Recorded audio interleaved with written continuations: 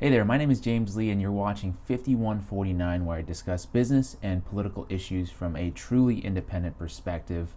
That's right, no Democratic talking points, no Republican talking points, just my observations. So, yeah, if you support the idea of moving away from this tribalistic framing of politics that we see and hear so much on the mainstream media, please consider subscribing to my channel. I feel like every time I say subscribe, I'm like raising my hand like, put me in, coach. But anyway, today I want to pick off where we left off on our conversation about voting. If you missed it or are new, I'll link it at the end of this video, but I examined data from the Knight Foundation's 100 Million Project to answer important questions about why so many Americans don't vote. I would definitely encourage folks to check it out, not only because there were some really surprising findings that I found really interesting, but also I firmly believe that voting is such an important part of our democracy, and any democracy really, and we have to figure out how we can A, encourage more people to participate, and B, protect disenfranchised voters and make sure that everyone can participate if they would like. So this week I want to explore the idea of voting as it relates to free speech.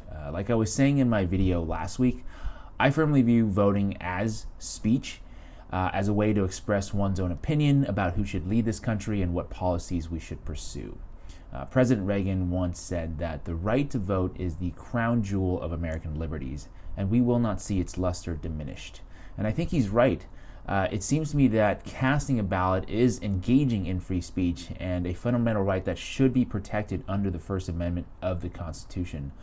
But in practice, it's really not. There's a paper published by the Yale Law Policy Review that states burdens on voter registration and voting are not analyzed under strict First Amendment standards, and therefore the court has allowed excessive latitude to restrict voters' access to the ballot box. Jumping out that point, I think it's absolutely wild that in this country, spending unlimited sums of money to influence voters, whether it be from the candidates themselves, the political parties, corporations, or even anonymous contributors, is considered free speech and subject to robust First Amendment protection. But passing a myriad of voter registration laws that make it difficult for people to vote, or election laws that make it difficult for third parties to appear on the ballot, is not. And I believe there are cultural and historical reasons for this. First off, despite all the lip service that politicians today pay to the quote-unquote American people, our founding fathers were deeply suspicious of the masses. Alexander Hamilton once wrote, "All communities divide themselves into the few and the many. The first are the rich and well-born, the other the mass of the people. The people are turbulent and changing. They seldom judge or determine right. Give, therefore, to the first class a distinct permanent share in the government. They will check the unsteadiness of the second, and as they cannot receive any advantage by change, they therefore will ever maintain a good government."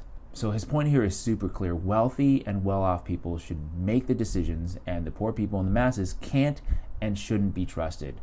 That's how this country was built. Free speech is crucial, and we need this exchange of ideas and reason, but only if it's coming from the rich people or the professors or the pundits. And the thing is, these people generally have access to the largest megaphones from which to disseminate their ideas. Advertising, media, conferences, publications, and most importantly, I think, money. But normal people, on the other hand, people like you and me, we don't have the means to have our ideas and opinions heard. And on top of that, speech from less influential people are seen oftentimes as less valuable. It's not anyone's fault here necessarily, but when you're nobody, people just have more trouble seeing the value of your voice. So really, if you think about it, voting is really one of the only platforms for regular people to have their opinion heard. But unfortunately, we don't quite have the resources to challenge this notion as the rich and powerful have done through cases like Citizens United. So that's why unlimited campaign contributions from the wealthy are protected as free speech, while voting, which normal people can do, is not protected. Now, I want to try to inject some positivity into this discussion, which is the good news that the Supreme Court has never really explicitly considered, much less rejected, the argument that voting is speech fully protected by the First Amendment. In fact, in the case of Doe versus Reed in 2010, Chief Justice John Roberts stated in the majority opinion that the expression of a political view implicates a First Amendment right. Now, the general view that the courts have taken is that the voters' interests have to be balanced against states' interest in regulating elections to ensure that elections are fair and orderly. And that's a perfectly fair point. We should do absolutely everything to protect the integrity of our elections.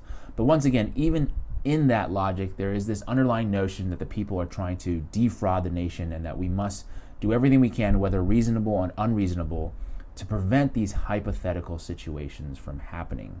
There was even a Supreme Court case in 2008, Crawford v. Marion County, whereby the court readily accepted Indiana's claim that it needed a photo ID requirement to prevent in-person impersonation at the polls, even though the court themselves acknowledged that there were no instances of voter impersonation in the history of Indiana. But in terms of the reality, the people in power are actually more likely to defraud Americans than the other way around. I'm just going to cite a study conducted by UC Berkeley that found that rich people are more likely to lie and cheat.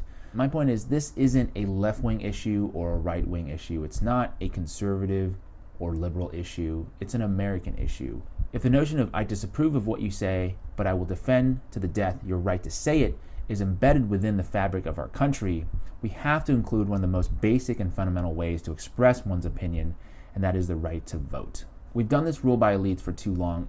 Doesn't matter which party is in power. All they do is concentrate the wealth in the hands of a few and leave everyone else fighting for scraps. It's time to truly value the voice and the vote of all Americans and seek to protect it. This isn't easy to do by any means, but we have to trust and value the voices and preferences of all Americans, not just the rich and wealthy ones, not just the professors and academics, and not just the people who you agree with.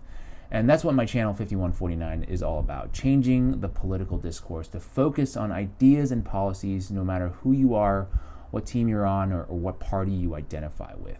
I'll pause here for today, but let me know what you think. Should voting be considered free speech and protected as a fundamental right by the First Amendment? I'm curious to hear your thoughts there.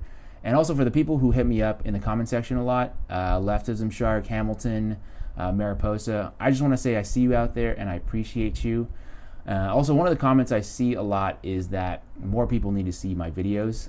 I agree. So help me out because I can only blast my videos so much on Reddit. So please give this video a like, share it online, Facebook, Reddit, a blog, or just with a friend or family member, and subscribe so we can help restore our democracy one person at a time.